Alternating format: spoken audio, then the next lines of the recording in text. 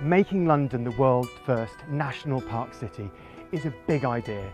It's inspired by the traditions, values and aims of our rural national parks to have better conservation, better enjoyment and a better economy. But it's distinctly different and can draw from the power of millions of people to do everyday things to achieve those aims. The landscape of London is clearly different to the national park landscape, but it's drawing on the principles that have been applied in national parks, that have been tried and tested very successfully, and it applies them to an urban environment. I think the great idea behind the Greater London National Park City is it really taps into people's desire for more and better contact with nature in their daily lives, to find a bit of respite from a busy urban life and to make that part of your life. If we were able to connect people to nature in London and have increased access, it would have a bigger health benefit than almost any other intervention in public health. Just simply being in nature has a wonderful benefit on our minds and our bodies. It can help us tune in and relax, to enjoy the sensory experience of what you see, what you smell, what you touch and what you can taste. 20% of Londoners have a disability. When disabled people come into a park, it gives them a fantastic sense of well-being, of normality, of enjoying London just like everybody else. The great thing about the outdoors is it's got infinite capacity to be able to attract new people to activities. And physical activity increases the brain size in children, particularly the behaviour and learning. These playing fields has played a major part in the development of Broadall Farm Estate. It's been a major contribution to the success of young people in their health, in their fitness and the socialising. It steers them away from other things that are negative in their lives. It's impossible to develop harmony in a community without these open green spaces. It'd be madness.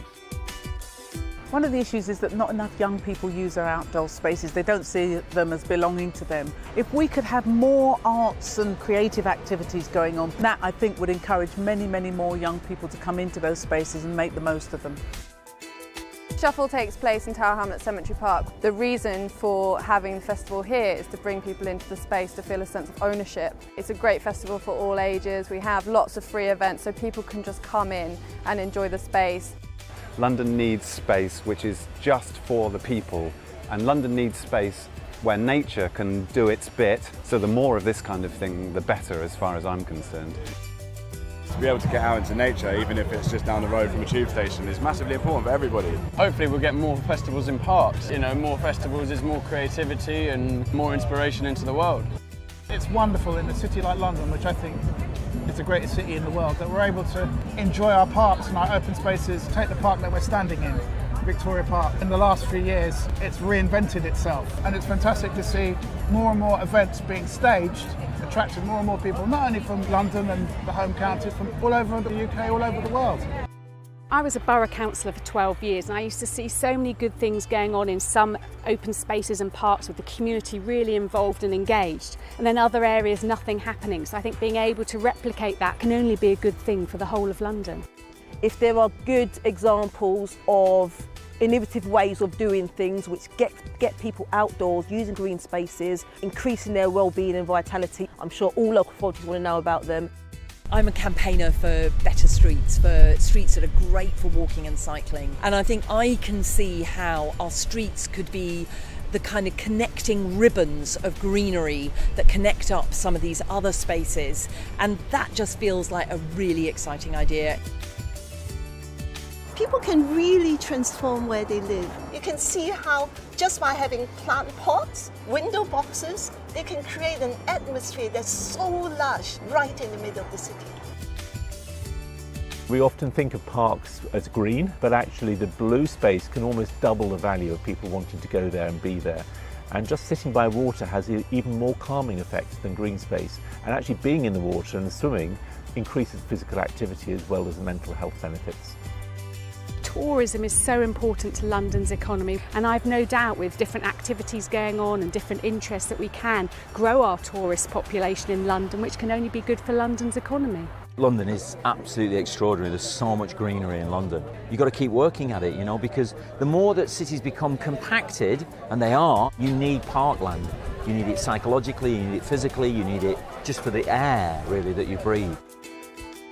We are going to become more concentrated in the urban areas, and if we don't incorporate nature into that, both in the new developments and in terms of enhancing our green spaces, then there will be significant challenges. I think businesses would very much like to invest more in the environment. I think not only do they need to do that, but they need to be seen to do that, given the massive shift in opinion towards caring more for our environment.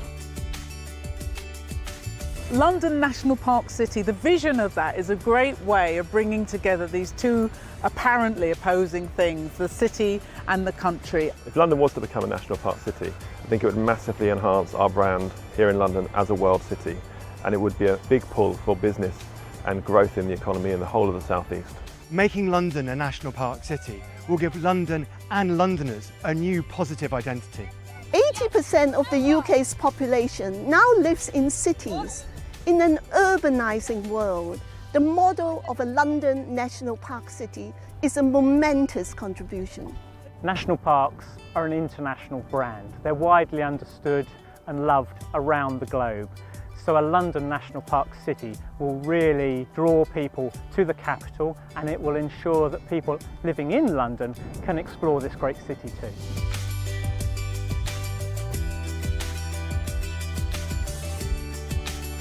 What if? What if? What if? What if? What if? What if London was a national park city?